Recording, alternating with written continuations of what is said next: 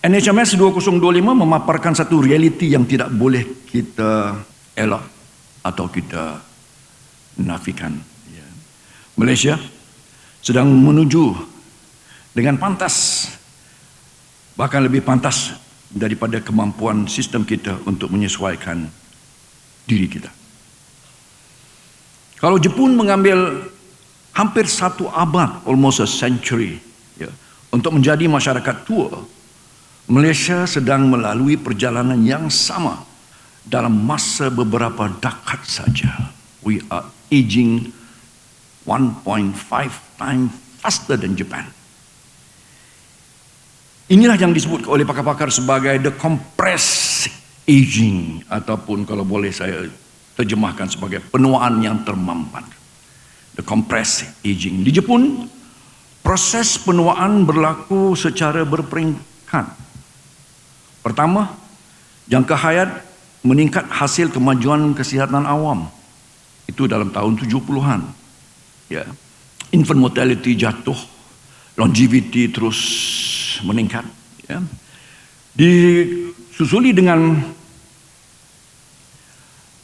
kemudiannya kadar kesuburan menurun, fertility collapse.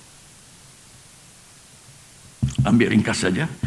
Dan akhir sekali bermula daripada 1990-an, Jepun mengalami apa yang dikatakan generasi besar yang lahir sebelumnya perlahan-lahan memasuki usia tua.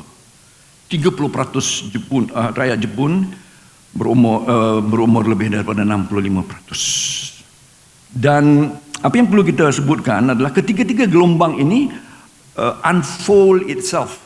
Dia tampil satu demi satu dalam tempoh hampir 100 tahun. Di Malaysia, ketiga-tiga gelombang ini sedang menghempas kita serentak. Fertility ataupun failing fertility, penurunan kesuburan. Kita dapat lihat rising life expectancy 75 tahun kaum Hawa. Kaum Adam, Datuk KP, kita lebih stressful, mati lebih awal, 73.5. Namun fertility, life expectancy terus meningkat. Dan rapid urbanization, kalau boleh dengan izin saya gunakan istilah itu, tanpa ruang masa yang cukup untuk sistem kesihatan, ekonomi dan sosial membuat penyesuaian dan adaptasi. Itu sangat membimbangkan.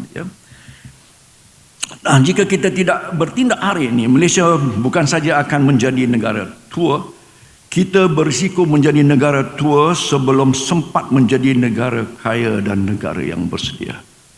Kita bercakap, kalaulah tidak ada perang Teluk, we are on the trajectory, kita dalam unjuran untuk mencapai negara berpendapatan tinggi di suku yang terakhir tahun ini. You have to have the PNI per capita dalam kurang lebih USD 14,000 setahun. Tetapi apakah daya itu kehendak. Takdir kita berdepan dengan cabaran of the headwinds yang mempas seluruh dunia dan sedikit melewatkan transisi kita sebagai sebuah negara from upper middle income economy kepada negara berpendapatan tinggi.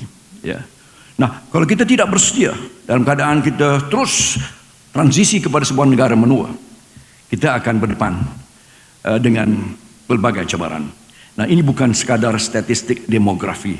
Ini adalah ujian paling besar kepada sistem kita, sistem kesihatan, sistem ekonomi dan sosial negara.